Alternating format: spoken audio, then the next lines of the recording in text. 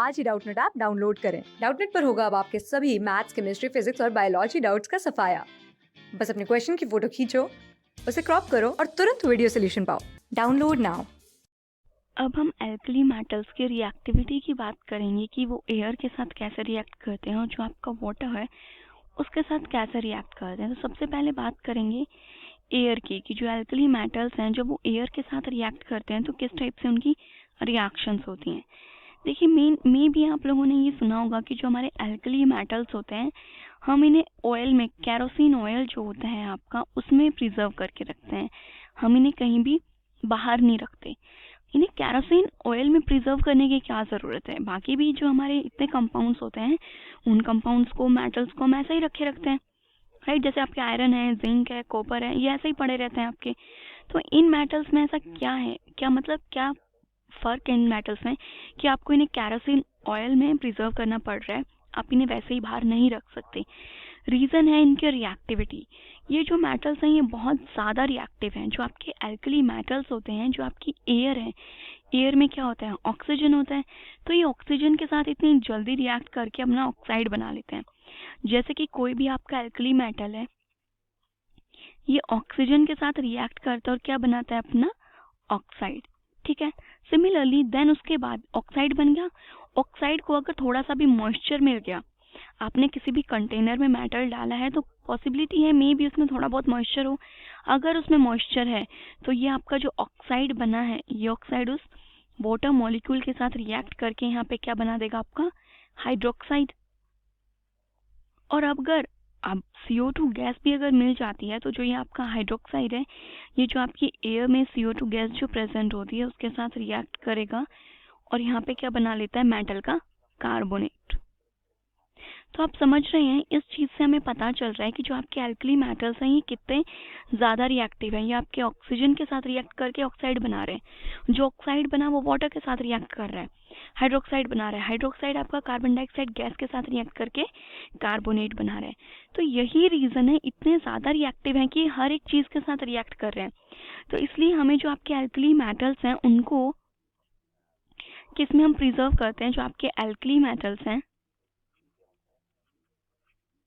आप बोल सकते हैं alkali metals are preserved in hydrocarbon. हम इन्हें मेनली बोलते हैं कि हाइड्रोकार्बन में प्रिजर्व करते हैं। और जो आपका कैरोसिन है, हाइड्रोकार्बन जो सॉल्वेंट होते हैं आपके, उनमें प्रिजर्व करते हैं। जो आपका कैरोसिन ऑयल है ये एक हाइड्रोकार्बन सॉल्वेंट ही है। अब ये जो आपका सॉल्वेंट है, ये सॉल्वेंट करता क्या है, ठीक है, आपने उसमें हाइड्रोकार्बन सॉल्वेंट कर दिया, बट वो कर क्या रहा है, उसका काम क्या है।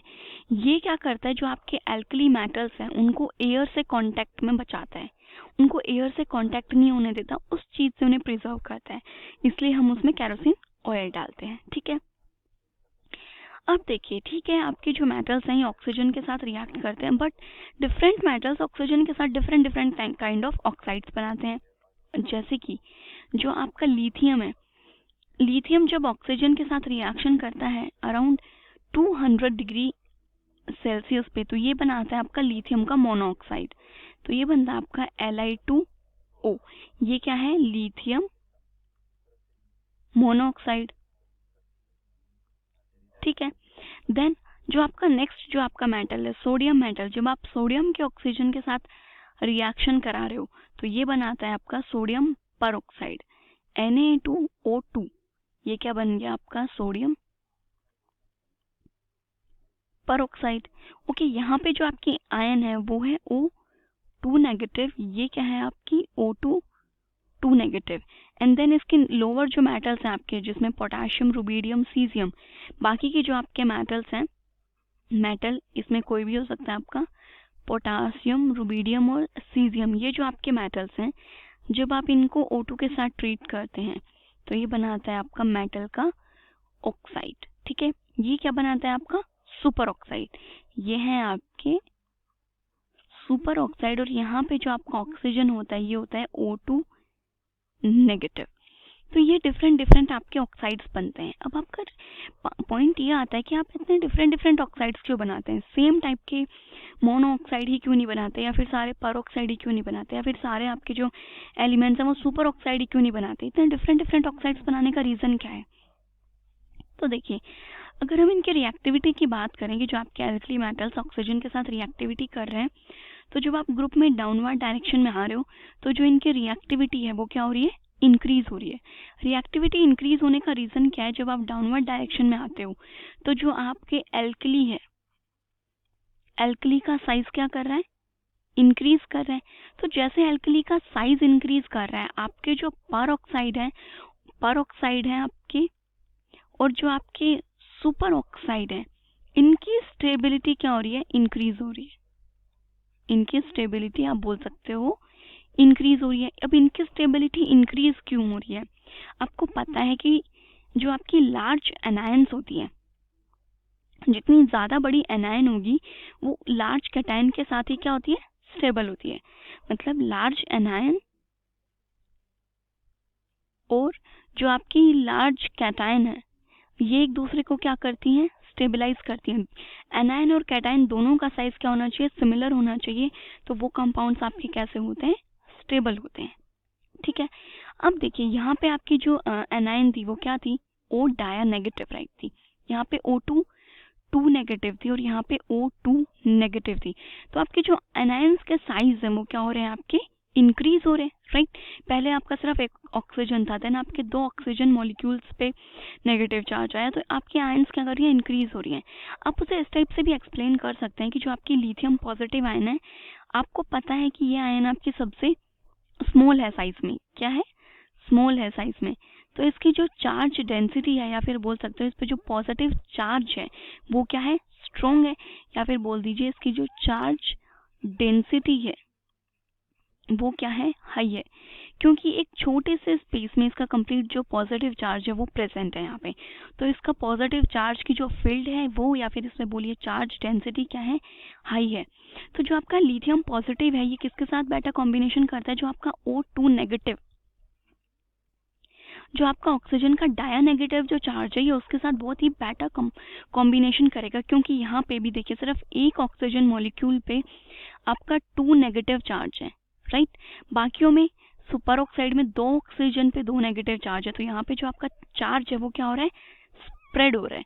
और यहाँ पे 2 ऑक्सीजन मॉलिक्यूल पे सिर्फ सिंगल चार्ज है, तो यहाँ पे O2 मॉलिक्यूल जो है आपका, इसका भी चार्ज आप बोल सकते हो जो नेगेटिव चार्ज है वो क्या है, हाई है, इसकी भी चार्ज डेंसिटी हाई है। तो जब दोनों के चार्ज डेंसिटी हाई है तो ये क्या करेगा, इनके जो बीच में जो इंटरैक्शन होगी आपकी वो क्या होगी, स्ट्रॉन्ग इंटरैक्शन होगी। तो इस कंपाउंड्स में आपकी जो बॉन्ड फॉर्मेशन होती है वो क्या होती है, स्ट्रॉन्ग बॉन्ड फॉर्मेशन होती है, ठीक है।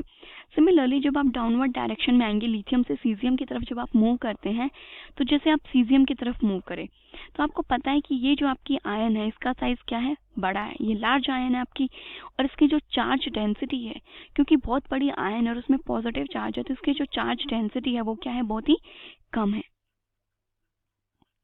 इसकी चार्ज डेंसिटी आपकी लेस है। तो ये उस एनायन के साथ अच्छा इंटरैक्शन करेगी जिस पे दूसरे पे भी चार्ज डेंसिटी कम ही हो, तो इनके बीच में इंटरैक्शन क्या होगी, अच्छी इंटरैक्शन होगी, बिकॉज दोनों में कंपैटिबिलिटी है, दोनों में जो चार्ज है वो इक्वल है। तो ये किसके साथ इंटरैक्शन करेगी, जहाँ पे आपका O2 नेगेटिव, 2 ऑक्सीजन मॉलिक्यूल पे भी सिर्फ एक ही नेगेटिव चार्ज है, तो इनकी चार्ज डेंसिटी भी आपकी क्या हो गई, कम हो गई।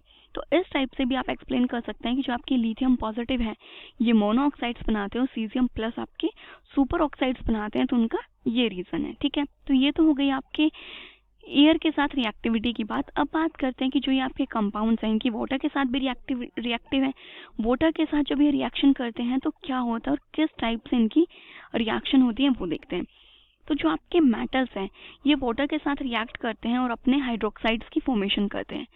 जैसे 2 मोल्स ऑफ वाटर है, जब आप इनकी रिएक्शन कर रहे हैं वाटर मॉलिक्यूल के साथ, तो ये यहाँ पे बनाता है 2 मोल्स ऑफ जो भी आपका मेटल है, मेटल का हाइड्रोक्साइड प्लस हाइड्रोजन गैस यहाँ से रिलीज हो रही है, ठीक है। अब हमने पढ़ा था कि जो हमारे एल्कली मेटल्स होते हैं इनका जो रिडक्शन पोटेंशियल होता है वो नेगेटिव होता है, या फिर आप ये बोल सकते हैं कि ये स्ट्रॉन्ग रिड्यूसिंग एजेंट होते हैं, राइट। ये कैसे होते हैं, आपके स्ट्रॉन्ग रिड्यूसिंग एजेंट होते हैं। तो जितने भी आपके कंपाउंड्स हैं जिनमें आपका एसिडिक हाइड्रोजन प्रेजेंट है, ये उन सभी कंपाउंड्स के साथ रिएक्ट करते हैं और वहां से हाइड्रोजन गैस रिलीज करते हैं। जैसे कि आपका अल्कोहल हो गया, right.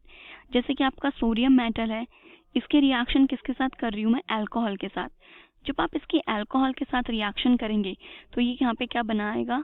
RO Na 2 moles plus H2 gas यहाँ से रिलीज हो गई। तो इसने क्या बना दिया यहाँ पे? Sodium alkoxide. ये क्या फॉर्म हो गया? Sodium alkoxide. सिमिलरली जैसे कि आपके जो एल्काइंस होती हैं, आपके एल्काइंस का जो हाइड्रोजन होता है वो भी क्या होता है? एसिडिक होता है, राइट? तो ये जो आपका मेटल होते हैं, एल्कली मेटल्स, ये इनके साथ भी क्या करता है? रिएक्शन करते हैं। जो आपका एसिडिक हाइड्रोजन होता है ये हाइड्रोजन गैस रिलीज कर देगा। तो ये आपके दोनों जो एसिडिक हाइड्रोजन होते हैं इनको क्या कर देता है? रिप्लेस कर देता है और हाइड्रोजन गैस आपकी रिलीज हो गई। यहाँ से आपका क्या बन गया? ये बन गया आपका सोडियम एसिटाइलाइड। तो ये जितने भी आपके एसिडिक हाइड्रोजन होते हैं सभी कंपाउंड्स के साथ रिएक्शन करते हैं, ठीक है? अब देखिए, आपको पता है कि जैसे जैसे हम डाउनवर्ड डायरेक्शन में जाते हैं तो जो आपके एल्कली मेटल्स हैं डाउनवर्ड डायरेक्शन में जा रहे हैं, तो जो आपके मेटल्स हैं इनकी वाटर के साथ जो रिएक्टिविटी है वो क्या हो रही है? आपकी मेटल प्लस वाटर रिएक्टिविटी बोल सकते हो आप, इंक्रीज हो रही है। मतलब वाटर के साथ रिएक्शन इनकी फास्ट हो रही है। अब उसका रीज़न क्या है? और इवन आपकी रिएक्शन बहुत ज़्यादा वायलेंट भी हो जाती है, मतलब बहुत ज़्यादा एनर्जी उसमें से रिलीज होती है। जैसे कि जो आपका लिथियम होता है, लिथियम और वाटर की आपकी एक नॉर्मल रिएक्शन होती है, बट हमने आपको सुना होगा कि जब आप सोडियम पे वाटर डाल देते हैं तो वो फायर कैच कर लेता है, कैचेस फायर। और आपके जो इससे डाउनवर्ड वाले जो मेटल्स हैं, पोटेशियम हो गया, रुबिडियम हो गया, सीजियम हो गया, ये सब भी फायर कैच कर लेते हैं जब उन पे आप वाटर डाल देते हैं। तो इसका रीज़न क्या है? ये फायर क्यों कैच कर लेते हैं? तो देखिए, जो आपका लिथियम है ये सबसे कम रिएक्टिव होता है और आपके जो बाकी के जो मेटल्स हैं उनकी रिएक्शन क्या होती है? आपकी बहुत ज़्यादा डाउनवर्ड डायरेक्शन में आपकी जो रिएक्टिविटी है वो इंक्रीज हो रही है। तो जो आपका इसका रीज़न है कि लिथियम ने फायर कैच नहीं की, बट बाकी जो मेटल्स हैं वो आपके फायर कैच कर रहे हैं। इसका रीज़न है आपका जो लिथियम है, इसका मेल्टिंग पॉइंट की अगर मैं बात करूं तो इसका मेल्टिंग पॉइंट बहुत ही ज़्यादा होता है कंपैरेटिवली जो आपके बाकी के एल्कली मेटल्स होते हैं उनसे। लिथियम और एक्सेप्ट आपके जो भी मेटल्स आ गए, आप केस में आ गए सोडियम, पोटेशियम, रुबिडियम और सीजियम, बाकी सारे मेटल्स और एक लिथियम, इसका मेल्टिंग पॉइंट हाई होता है कंपैरेटिवली इन सारे मेटल्स के। इसका जो मेल्टिंग पॉइंट होता है वो क्या होता है? कम होता है। इसका मेल्टिंग पॉइंट कंपैरेटिवली इसके लो होता है। अब जब आप इसके साथ वाटर के साथ रिएक्शन करते हैं, जैसे आपने लिथियम प्लस वाटर रिएक्शन की, तो यहाँ पे आपकी कुछ अमाउंट ऑफ एनर्जी जो है वो क्या हो रही है? रिलीज हो रही है। तो अमाउंट ऑफ एनर्जी जो आपकी रिलीज होती है ये भी क्या होती है? हाई होती है, बट इतनी ज़्यादा हाई नहीं होती कि जो ये आपका लिथियम मेटल है इसको क्या कर दे?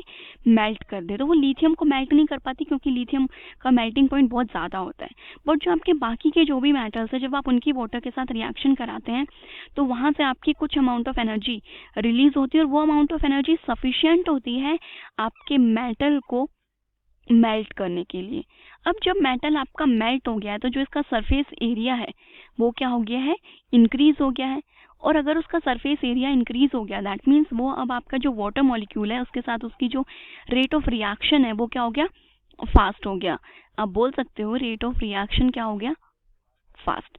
अब जितनी जल्दी फास्ट रिएक्शन होती है तो वो इतनी जल्दी रिएक्शन होती है आपकी कि जो आपका मेटल है वो मेल्ट भी हो जाता है, इवन वेपराइज भी हो जाता है। कई बार इतनी ज़्यादा एनर्जी रिलीज हो जाती है कि आपके कुछ मेटल्स वेपराइज भी हो जाते हैं। जब ही इनका सरफेस एरिया इंक्रीज हो चुका है तो आपका जो सोडियम मेटल है वो हीट होने लग जाता है और फायर कैच कर लेता है। तो ये सारा रोल किस चीज़ का है कि जब आप वाटर के साथ रिएक्शन कर रहे हैं उस टाइम पे आपकी एनर्जी रिलीज होती है और वो एनर्जी इतनी ज़्यादा अमाउंट में रिलीज होती है कि वो आपके मेटल को मेल्ट भी कर देती है, उसको बहुत ज़्यादा गर्म कर देती है और इस वजह से वो फायर कैच कर लेते हैं बहुत ही ज़्यादा जल्दी। बट लिथियम के केस में ऐसा नहीं होता क्योंकि उसका खुद का मेल्टिंग पॉइंट इतना ज़्यादा है कि चाहे कितने भी अमाउंट ऑफ एनर्जी रिलीज हो रही है वो अमाउंट ऑफ एनर्जी सफिशियंट नहीं है इसको मेल्ट करने के लिए। तो लिथियम मेटल वाटर के साथ नॉर्मल रिएक्शन करता है, बट जो बाकी के मेटल्स हैं जो वो वाटर के साथ रिएक्शन करते हैं तो वो फायर कैच कर लेते हैं। ओके। क्लास 6 से 12 से लेके नीट, IIT, JEE मेंस और एडवांस के लेवल तक 10 मिलियन से ज्यादा स्टूडेंट्स का भरोसा। आज ही डाउनलोड करें डाउटनेट ऐप या व्हाट्सएप कीजिए अपने डाउट्स 8400 400 400 पर।